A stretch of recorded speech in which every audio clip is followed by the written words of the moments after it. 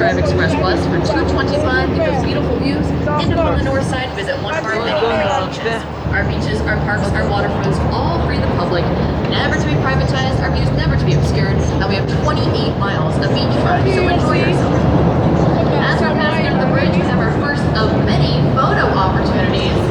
And you guys are one of the first tours today to see the tops of buildings. Congratulations! You picked an awesome time to come for a boat ride. I'm gonna give you guys just a real quick moment to enjoy that view and take some photos.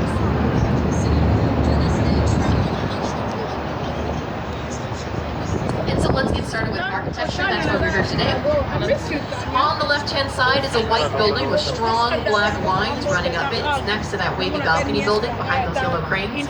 This white building with the strong black lines is Aon Center, our third tallest building in Chicago, designed by Edward Durrell Stone.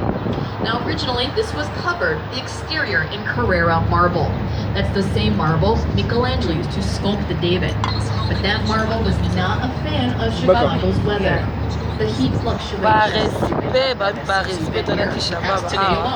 Donc voilà, par respect, mettre la duchesse du Shabab à des dégâts.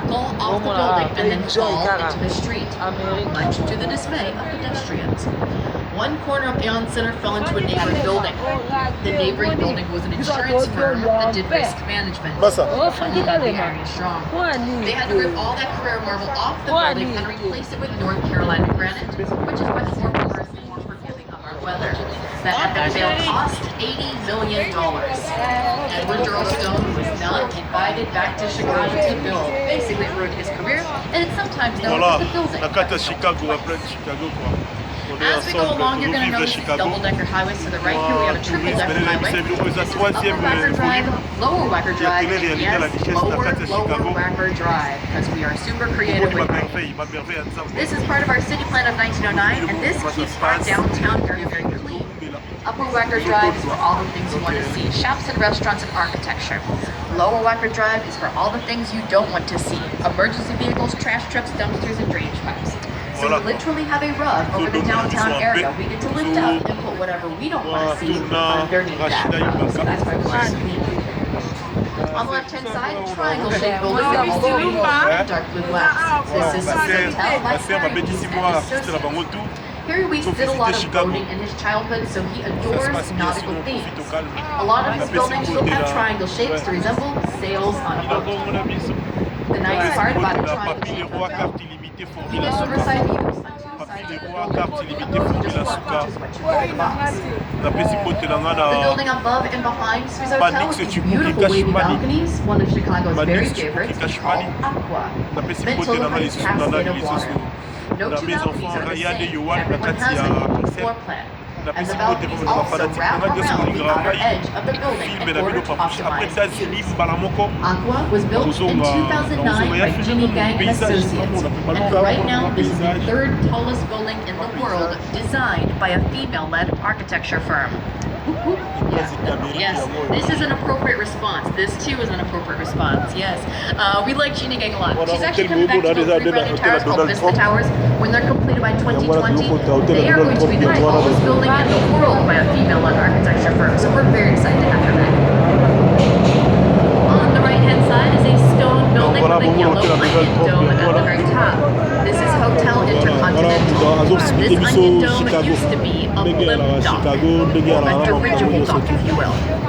They thought in the future people were going to travel around by their own personal blimp, much like people have personal jets now. So to be on the forefront of that technology, they installed a blimp dock. And after they did that, the great Hindenburg disaster happened, and no one wanted to travel by blimp anymore. Today, they say it's a Middle Eastern theme and it's part aesthetic, but it's not. Originally, it was a blimp dock. On the left-hand side, we have this stone building with a curve on the side and a cupola at the top with those flying flags. This name might guarantee an accident building done in a Beaux-Arts style of architecture. Beaux-Arts means fine arts in French. And we can tell it is a Beaux-Arts style because it's stone-clad and it has this beautiful ornate wedding cake design. Around the turn of the century to the mid-20s, we were looking towards Europe for inspiration. So this is done in an Italian monastery style. Over to the right, we have a white oak clock tower at the very top. This is our very own Wrigley building. Wrigley has a Wrigley Dome and Wrigley Field. This too dominated both our style, but this is done in the same Spanish cathedral style of the South. The first portion of Wrigley with the clock at the top built in 1921, Miami Beach. During that 3-year span, this was the tallest building in Chicago. For the price of a quarter, you can pay into the Wrigley building, get those beautiful views, and you can even get a free stick of gum. Now when Wrigley first got started, he actually sold soap. Now people did not like Wrigley soap. No, I don't know how you make bad soap. It doesn't make you dirtier. I have no idea. As a promotion to boost sales, he put gum in his marketing. People love Wrigley gum. They just hated Wrigley soap. So it was an impact on the accident. Now the building is covered in white glazed terracotta, which is so sensitive. The Wrigley building has to be hand-washed every couple of years. Équipe New Vision, équipe Sérénité, toujours par respect. Par respect. On donne de la carte à Chicago. New Vision International. This is contextualism architecture. This is The first setback is at the very height of the Wrigley building main block. So giving one tip hat to Wrigley. The second setback at the same height of the skinny skyscraper across the river from it looks like a rocket ship. That's Mather Tower. And then the additional setback at the same height of the black building next to it, AMA Plaza. But also see that silver reflective glass? It was picked out perfectly to transition in the skyline. The white glazed terracotta of the Wrigley and the silver and the black building next to it, so seamlessly fitting in with its surroundings. The black building to the right is AMA Plaza by Ludwig Mies van der Rohe. He is the father of modern skyscrapers. This design, black box modernism, was born out of a 20-year gap in US history in which nothing was being built. We'd gone through the Great Depression, World War I, and World War II. It was a frugal generation, so here we have a frugal skyscraper. Literally just steel holding up the building, glass holding it in, and that's it. Mies van der Rohe, the one who coined the term, less is more. He has around 60 buildings in Chicago, and yes, they all look like that. They look like a box too. It's pretty easy to pick it up. Next to him on the right are these two very cool curvilinear towers. These two towers are Marina City by Bertrand Goldberg. Bertrand Goldberg being a student of Mies van der Rohe. So it's interesting to have the comparison of student and teacher next door. You can see just how wildly different their architecture styles are. In Chicago, we like to give everything cute little nicknames, so we lovingly call these the corn cob towers.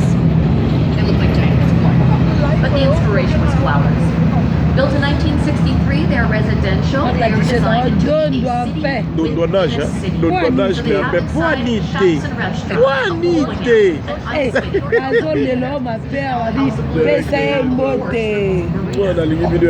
Check out the parking garage. This is making people very nervous.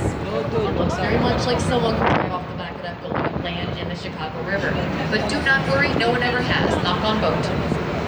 It's not happened yet. They do have friendly parking attendants to park your vehicle for you to make sure this does not happen. But if you feel like you have definitely seen some footage of someone driving off the back of a city and landing in the Chicago River, it's just that Steve McQueen movie, The Hunter. And they also reenacted that stuff for an Allstate commercial about 5 years back or so. It's never happening. Ahead of us is a little bit of bridge maintenance. These guys look like they're on lunch because they were out here earlier. They're doing some welding. And on the right-hand side is a red brick building with a clock tower at the top. This is the Reed Murdoch Center, built in 1914. As a rule, if you see a building with a clock tower, that's built before 1925, because 1925 is when pocket watches became more affordable. This was designed by George C. Nimmons, and it's done in a Prairie School of Architecture. Prairie School is low and flat. Toujours avec respect. Inside the building, we have 1, 2, 3, 4, 5, 6 bays of windows. On the west side, we have 1, 2, 3, 4, 5. The building is asymmetrical, but it wasn't built that way originally. When LaSalle Street just ahead of us got a little wider in the Chicago style, well, we just trimmed a little bit off the building. Of course.